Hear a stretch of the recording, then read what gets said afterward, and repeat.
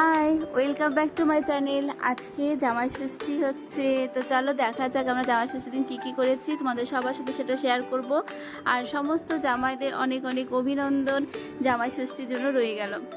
যেটা শুরু হচ্ছে একদম ফার্স্ট থেকে মা হচ্ছে মার ষষ্ঠীর যে জলটা হয় তো সেটা দিচ্ছিল, আর পাখাতে যে হাওয়া করতে হয় তো সেটা শুরু করেছে। এটা হচ্ছে ছোটো বোনের বর, আর আমার হাজব্যান্ড যেতে পারেনি, একটু সমস্যা ছিল।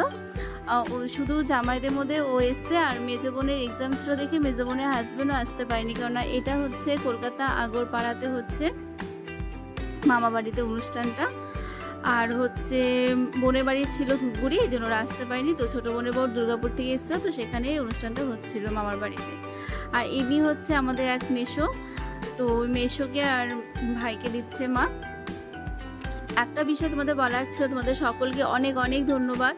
তোমরা এত সুন্দরভাবে আমাদের পাশে আছো, আমার প্রত্যেকটা ভিডিও দেখছো, লাইক করছো, কমেন্ট করছো, সবাইকে অনেক অনেক ধন্যবাদ আমাদের পাশে থাকার জন্য।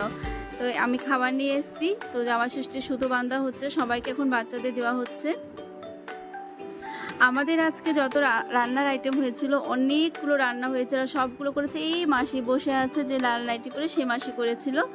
তো এত ভালো ভালো রান্না করেছিল, এত টেস্টি হয়েছিল। মাসি সকাল 6টার সময় উঠে রান্না বসিয়ে দিয়েছিল, একটার মধ্যে সমস্ত কিছু আমাদের কমপ্লিট করে দিয়েছিল, কোনো কিছু বাদ দেয়নি, সমস্ত কিছু একার হাতে করেছে। এই গরমটার মধ্যে মামিকেও যেতে দেয়নি, আমাদের কাউকে ঢুকতে দেয়নি। আমরা ফাঁকে ফাঁকে একটু হেল্প করছিলাম, কিন্তু উনুনের ধারে কাউকে যেতে দেয়নি, বলেছে যে তোমরা এত কষ্ট করে এত দূর থেকে এসছো, আমি করব।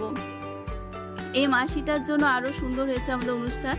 মাসি খুব যত্ন করে রেঁধে দিয়েছিল আমাদেরকে, আমরা যাব বলে। আর এটা হচ্ছে মাসির ছেলে, আমাদের ভাই, এটা হচ্ছে আরেক ভাস্তা।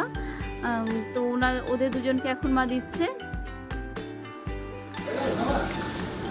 ফেসবুক খুললে, ইউটিউব খুললে এত সুন্দর সুন্দর ষষ্ঠীর ভিডিও দেখাচ্ছিলাম, খুব ভালো লাগে দেখতে। সময়টা চলে যেতেই থাকে, থেমে তো থাকে না। হয়তো এর পরের বছর কী হবে না হবে কেউ জানি না, কিন্তু এই বছর এই সব মুহূর্তগুলো খুব ভালোভাবে আমরা কাটিয়েছি। আমার কথা চাইনি, একটু খারাপ লাগছিলো, তো আমি সকালে মামার বাড়িতে গিয়ে বিকালবেলা বাড়ি চলে এসেছি এর জন্য। এখন হচ্ছে পুচকিগুলো বাকি আছে, ওদের হলেই হয়ে যাবে।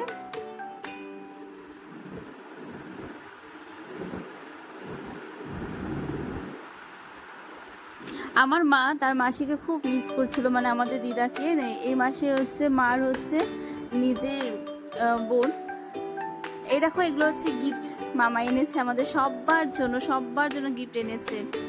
ওটা হচ্ছে মামির শাড়ি, প্রথম থেকে ডান দিক থেকে শুরু করে, এগুলো হচ্ছে আমাদের বোনদের জন্য এনেছে, সবার জন্য মামা গিফট এনেছে। তো এইবারই হচ্ছে যে দিদার কথা আমি বলছিলাম, সেই দিদাকে আমরা সবাই প্রচণ্ড মিস করছিলাম। খুব ভালো ছিল দিদা, এত ভালোবাসতো না, কেউ গেলে এত খুশি হতো। আর সে দিদা নেই, তো তাই সবাই দিদার কথা বলছে। আর সমস্ত কাজের ফাঁকে দিদাকে আমরা সবাই খুব মিস করছিলাম, তার মধ্যে দিয়ে খুব ভালো কেটেছে। আর এই গিফটগুলো পেয়ে মন সত্যি ভালো হয়ে যায়। একটা ছোটো গিফট মানে গিফট মামা দিয়েছে বলে কথা, অনেক দিন পরে মামার কাছ থেকে গিফট পেলাম। আমার মামা, বৌদ্ধ মামা, যে টাকাটা দিতে থাকে, মামা অনেকদিন আগে আমাকে একটা শাড়ি দিয়েছিল, অনেক বছর আগে, আর এই মামা দিল। মামাদের থেকে গিফট পেতে সত্যি খুবই ভালো লাগে। এই দেখো সব রান্নার আইটেম যেগুলো মাসি করেছিল। প্রথমে ছিল মুগ ডাল, মাছের মাথা দিয়ে, তারপরে দই কাতলা করেছিল, দই কাতলা, পরে পটল চিংড়ি, চিকেন, চাটনি, দই মিষ্টি, পাঁপড়, স্যালাড, ফল, অনেক কিছু। দই কাতলাটা দারুণ হয়েছিল খেতে, সমস্ত কিছু। আর আরেকটা আইটেম বাকি ছিল, সেটা ছিল পায়েস। তো আমরা বলেছি এত কিছু একবার খাওয়া যাবে না, তো পায়েসটা হচ্ছে বিকালে করেছিল, সেটাও মাসি করেছে। সবাই খেতে বসে পড়েছে। মামাকে কতবার করে বলা হচ্ছে জামা পরার জন্য, পরেনি। এত প্রচণ্ড গরম, এখন তো প্রচণ্ড গরম না, গরমে আমি বলছি এইভাবে ভিডিও করবো, বলছি কোনো ব্যাপার না, করে নিতে। দেখো কি সুন্দর লাগছে না, এত সুন্দর করে বেড়ে দিয়েছে, আমার বোন বেড়ে দিয়েছে এই পুচকিটাকে, মা হাওয়া দিচ্ছে। এখন তোমরা শুনে নাও আজকে আমরা আরো কত কি করেছি।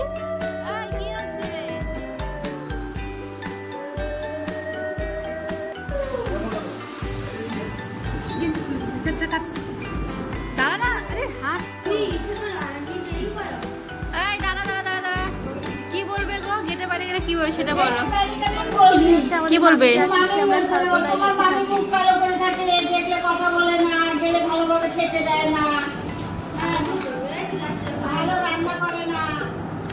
বুঝছিস?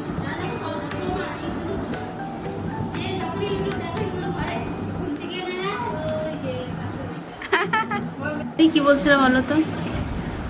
ওই লাইনটা বলো, আসার পথে তুমি বলেই যাচ্ছ, তোমার পেটে পেটে কি চলছে সেটা বলো। কার বইয়ে কোন ডায়লগটা বললা যে তখন? হ্যাঁ, কি বলছিল বলো। আচ্ছা, আমরা আসার পরে মানে 100 বারের বেশি উচ্চারণ করে ফেলছি, কারণ কি খুঁজে পাচ্ছি না। দেখবো যাওয়ার আগে দেখবো কি হয়।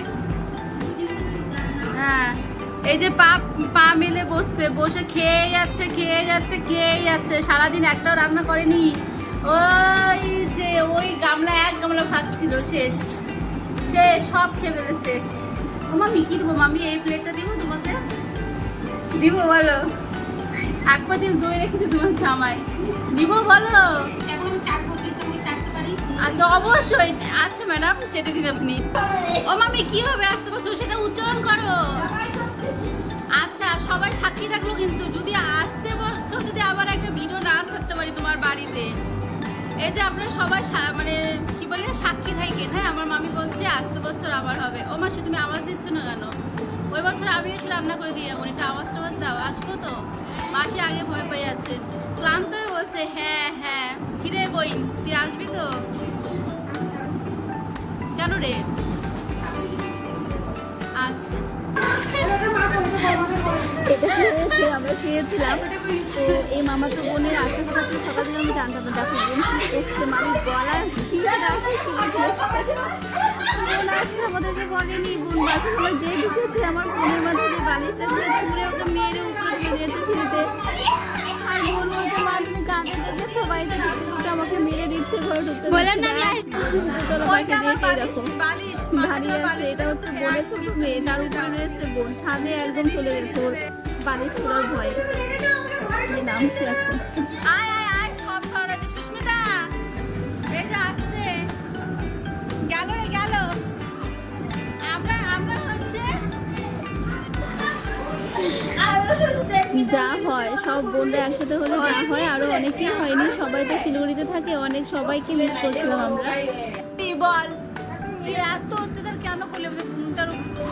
এখন দেখো কি করছে, ওর উপরে প্রতিশোধ নেওয়ার জন্য ওর হাজবেন্ডের উপরে চলে গেছে, বোনের বড় উপরে শুয়ে আছে। দেখো অবস্থা, গামছা কোনা করে নিয়ে নাকে সুচুরি দেওয়া হচ্ছে যাতে ওর ঘুম ভাঙে। বলছে আমি পুজো দিতে যাবো, আমাকে নিয়ে যেতে হবে। রক্তপাত করা উচিত।